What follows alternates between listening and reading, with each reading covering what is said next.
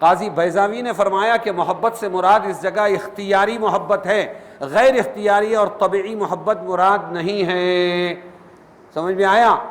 ہاں، کیونکہ اللہ تعالیٰ کسی انسان کو اس کی طاقت و اختیار سے زیادہ تکلیف نہیں دیتے، لا یکلف اللہ نفسا الا وسعها، اس لیے اگر کسی شخص کا دل ان دنیاوی تعلقات کی طبعی محبت سے لبریز ہو مگر ان سے اتنا مغلوب نہ ہو کہ اللہ اور رسول کے احکام کی خلاف ورزی کی پرواہ نہ کرے، تو وہ بھی اس وعید سے خارج ہے، وہ اللہ کے پاس پکڑا نہیں جائے گا۔ سمجھ میں آیا؟ ایک محبت ہوتی ہے طبعی، 3 بیٹیاں ہیں 2 بیٹے ہیں، فطری طور پر پہلی بیٹی سے بہت محبت ہے، یا فطری طور پر ایک بیٹے سے بہت محبت ہے، سب کے ساتھ انصاف کرنے کی کوشش کرتے ہیں، لیکن محبت زیادہ ہمیشہ ایک بیٹی سے ہو رہی ہے یا ایک بیٹے سے ہو رہی ہے، تو اس پر پکڑ نہیں ہوگی۔ 2 بیویاں ہیں یا 9 بیویاں ہیں، کتنی؟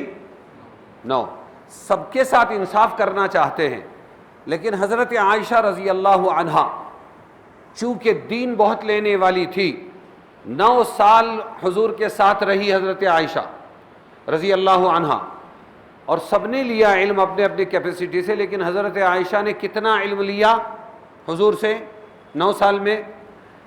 کہ آئی تھی تو گڑیوں سے کھیلتی تھی، اور جب حضور جا رہے ہیں تو سب کو سنا کے جا رہے ہیں، خذوا ثلثی دینکم من ہذہ الحمیرہ، ثلثینی تھا وہ، نون گر گیا اضافت کی وجہ سے، خذوا لو ثلثی دینکم، تمہارے دین کے 2 حصے، دو تہائی حصے، 2/3، 33 پیسہ، 66 پیسہ عائشہ سے علم لے لینا پورے دین کا، کتنا؟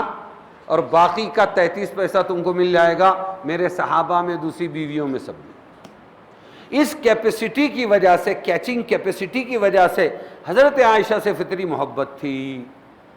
کس کو؟ تو حضور دعا مانگا کرتے تھے، اے اللہ عائشہ کی جو فطری محبت مجھ میں غالب ہے اس پر میری پکڑ نہ فرما۔ کون کہہ رہا ہے؟ اللہ کا نبی کہہ رہا ہے۔ تو انصاف سب کے ساتھ ہے، لیکن فطری میلان کسی کی طرف ہے، یہ ہے طبعی محبت اور یہ ہے غیر طبعی محبت، یہ ہے فطری محبت اور یہ ہے اختیاری محبت۔ تو جب بھی اللہ تعالیٰ کوئی حکم دیں گے وہ اختیاری محبت کے بارے میں اللہ حکم دیں گے، غیر اختیاری فطری جس سے آدمی مجبور ہو اس کے بارے میں حکم نہیں دیں گے۔ تو کون سی محبت مراد ہے؟ اختیاری، ہاں، غیر طبعی اور اختیاری، کیونکہ اللہ تعالیٰ کسی انسان کو اس کی طاقت و اختیار سے زیادہ تکلیف نہیں دیتے، اس لیے اگر کسی شخص کا دل ان دنیاوی تعلقات کی طبعی محبت سے لبریز ہو مگر اس سے اتنا مغلوب نہ ہو کہ اللہ رسول کے احکام کی خلاف ورزی کی پرواہ نہ کرے، تو وہ بھی پکڑا نہیں جائے گا، وعید سے خارج ہو جائے گا۔ مصیبتوں اور موت پر صبر کرنا چاہیے۔ اپنے بیٹے کو دفن کر رہے ہیں حضور صلی اللہ علیہ وسلم قبر میں اور آنکھوں سے آنسو جاری ہے، تو صحابہ نے فوراً کہا آپ صبر کے پہاڑ ہیں، آپ ہی نے منع کیا ہے، رونا پلانا واویلا مچانا، کسی کی موت پر ماتم کرنا، یہ سب نہیں ہے، آپ اور آپ کی آنکھوں میں آنسو۔ تو آپ صلی اللہ علیہ وسلم نے فرمایا یہ فطری آنسو ہے، یہ فطری غم ہے، اللہ بھی اس کو معاف کرتا ہے، لیکن اپنے بال نوچنا، گریبان پھاڑنا، ملک الموت کو کوسنا، سمجھ میں آیا؟